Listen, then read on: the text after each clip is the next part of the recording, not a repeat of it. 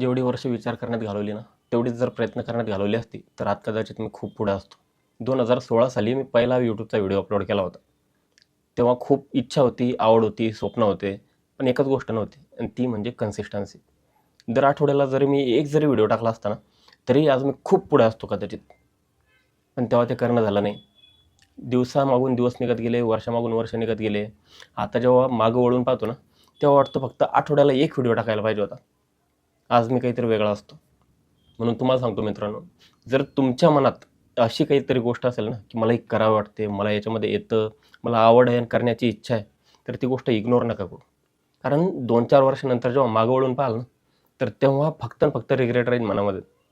तर आतापासून जर तुम्ही एक-एक स्टेप जरी सुरू केली ना, तरी काही वर्षानंतर जेव्हा मागं वळून पाहाल ना, तर 2026च्या स्वतःवर तुम्हाला खूप अभिमान वाटेल. नाहीतर पश्चाताप तर आहेच.